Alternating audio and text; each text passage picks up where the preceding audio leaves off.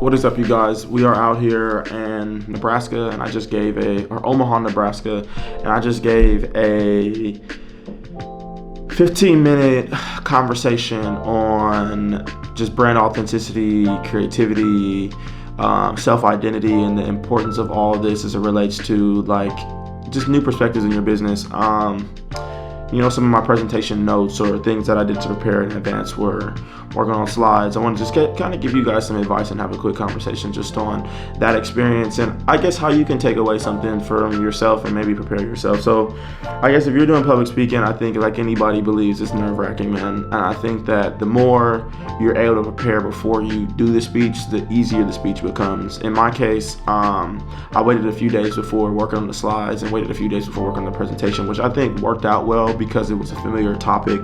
But I definitely see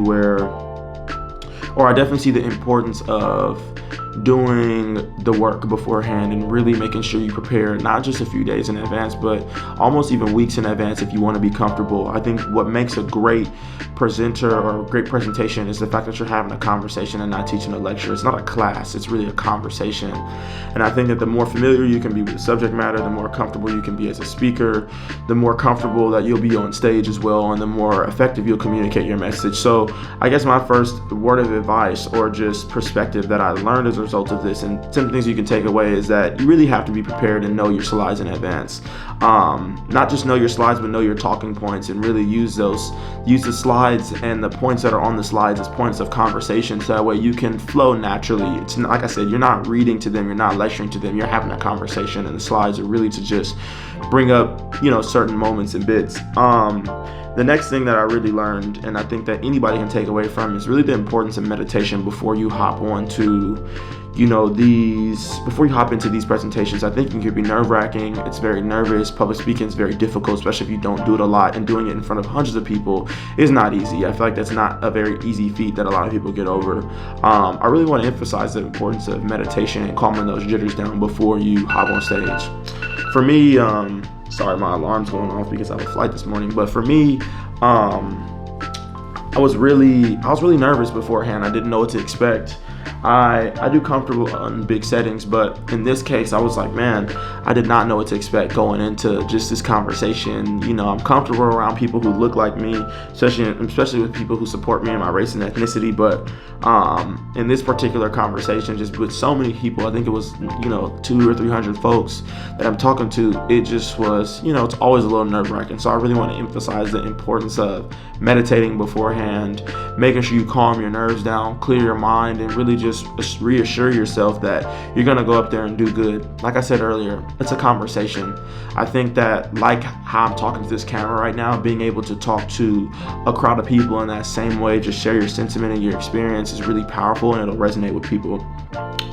One of the last few things that really resonated, and I think that anybody can carry away with just presentation secrets or just the experience of public speaking, is really just the understated importance of relatability and storytelling. I think that what really hit the best from this conversation was not just my accomplishments or the sentiments I shared, or even the analogies. Analogies are super important, but really was the storytelling that I had. I realized people connected with me most when I, brought up stories of my mom, and I brought up just examples of things that they could resonate in their life or business also too.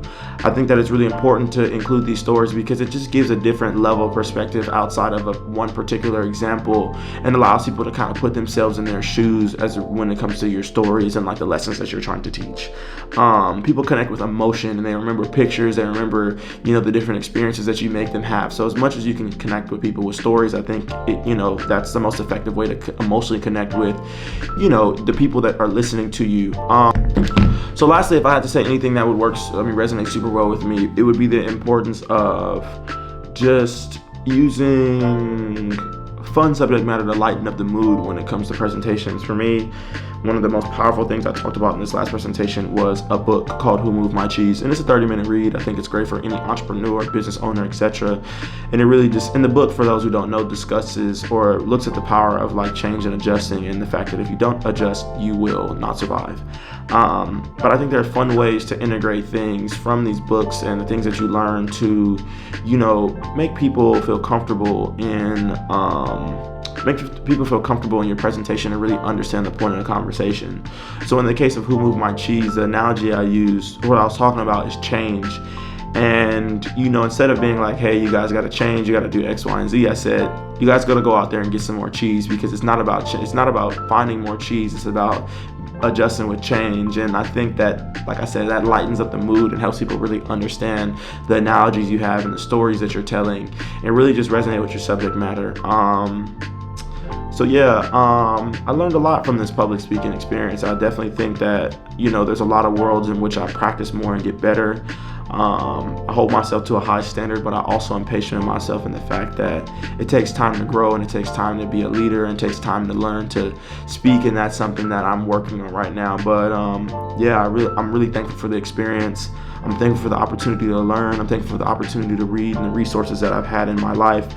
So hopefully this resonates with somebody. If you're going out there, you have a tough presentation, just make sure you meditate, relax, do the work beforehand. It's really important, and you'll see it on day one. If you're nervous, make sure you meditate, calm those nerves, calm your mind, and just be as relatable as possible. Remember, people are just like you.